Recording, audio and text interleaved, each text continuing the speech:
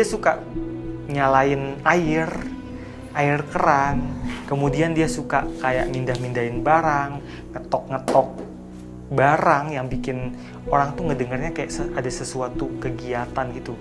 Jadi orang terkaget-kaget kan, itu nih perbuatannya dia. Kejadian kayak begitu sering, misalnya kita lagi di dalam kamar mandi, waktu lagi nyuci piring kadang-kadang digeser-geser itunya apa namanya yang buat.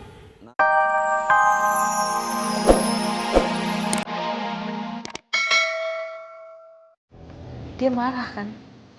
Tapi kenapa sih, Rut?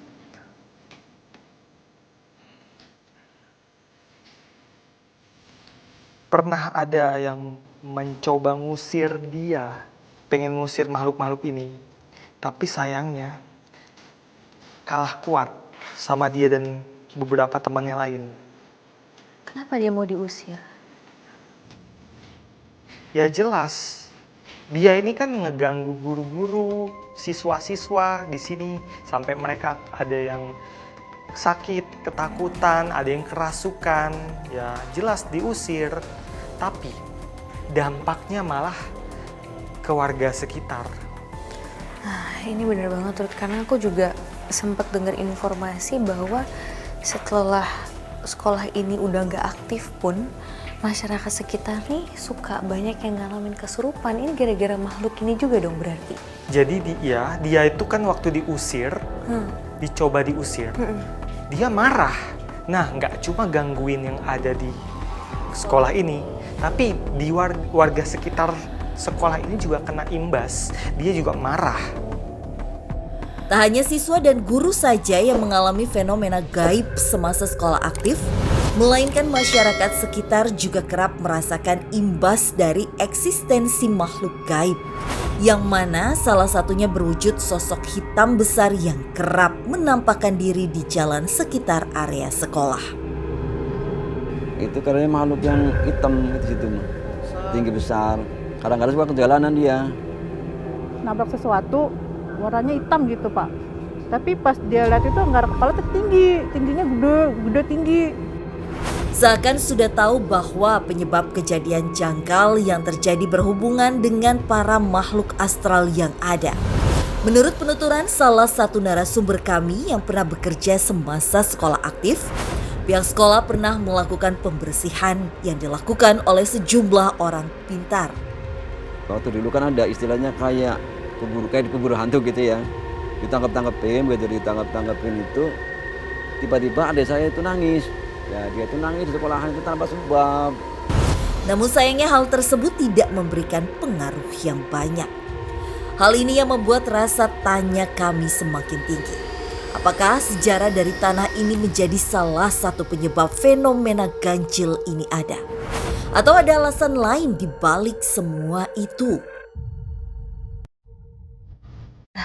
Kalau mereka-mereka ini dari mana, Rut, asalnya? Dan ada nggak sih hubungannya dengan sebelum dibangunnya tempat ini?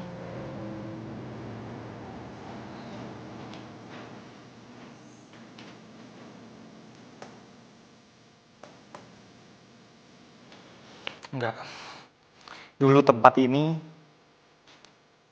bukan tempat keramat. Tempatnya cuma kebun-kebun biasa. Bukan tempat yang sakral atau sebagainya.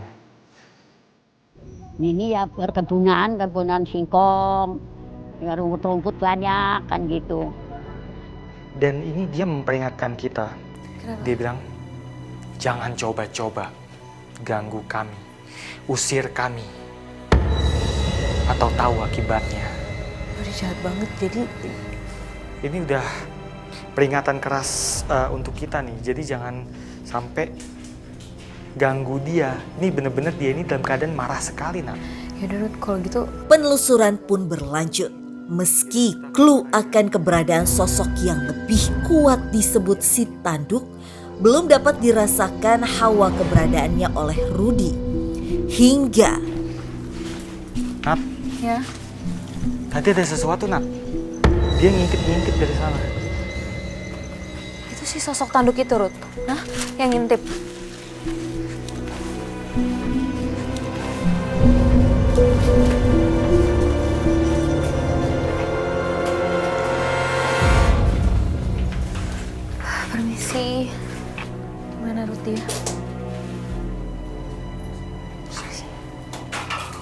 ada sosok anak kecil di sini. Sosok anak kecil di sini. Sosoknya kayak gimana? Kamu bisa gambarin nggak tingginya seberapa dia? Dia tingginya segini. Dia mirip tuyul. Tapi dia runcing-runcing telinganya. Dan dia giginya juga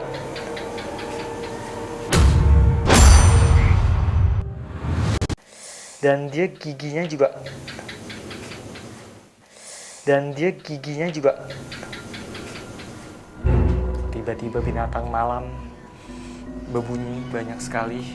Ini apalagi nih yang nengokin kita dari luar nih. Ini kita diintip-intip nih dari luar nih. Teman kamu ya? Iya, temannya si kecil ini. Dia giginya runcing-runcing, Nat. Kayak hiu, tau nggak?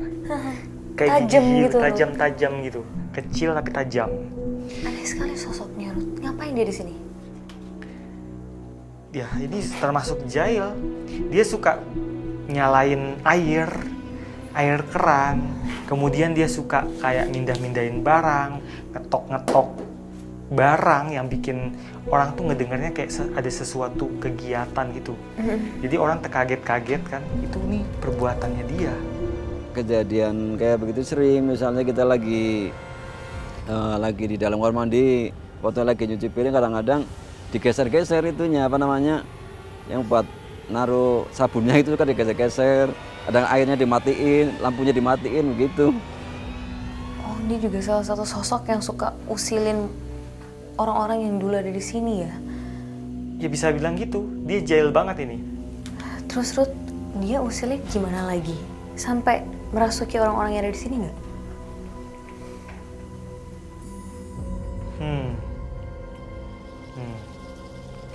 Dia nggak sampai ngejailin dengan cara ngerasukin. Kamu kan sudah lama ya di sini. Berarti kamu tahu si Tandu. Sudah lama? Sudah.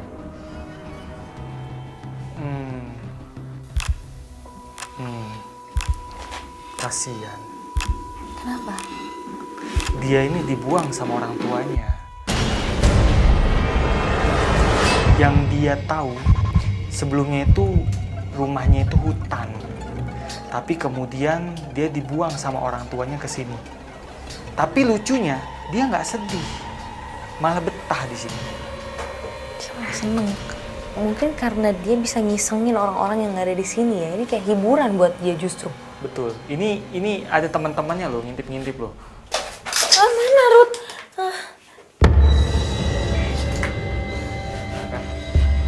Mereka beberapa dari mereka itu ada yang bersuara seperti binatang. Itu kayak katak gitu ya, tapi agak aneh suaranya. Betul, kamu nggak salah dengar memang. Kamu tahu si tanduk itu? Lagi dan lagi, sosok yang ditemukan Rudy seolah tidak mengetahui keberadaan sosok astral yang paling kuat di area sekolah ini.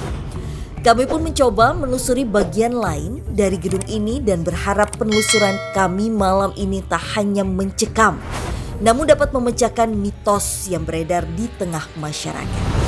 Akan tetapi sosok lain kembali menarik perhatian Rudy. Di samping saya ini ada sosok perempuan. Dia rambutnya pirang. Perkiraan umur sekitar seperti anak 15 tahun. Anak remaja 15 tahun. Dan dia memegang-megang perutnya. Seperti ini. Maksudnya apa Ruth kayak gitu? Dia megang-megang seperti ini. Dan kadang meringis. Wajahnya itu meringis. Kamu siapa? Dia nggak mau nyebutin nama. Dia juga memakai pakaian warna putih biru seperti anak SMP. Iya, seragam anak SMP dong itu. Dia pakai rok itu nggak terlalu panjang roknya. Tak berbeda jauh dari penglihatan Rudy, Tak hanya fenomena kesurupan saja yang pernah memberikan warna kelam semasa bangunan sekolah ini aktif, melainkan sebuah peristiwa yang lebih kelam yang berhasil kami kumpulkan dari sumber yang ada. Tentang seorang siswa yang meregang nyawa akibat rasa sakit yang luar biasa.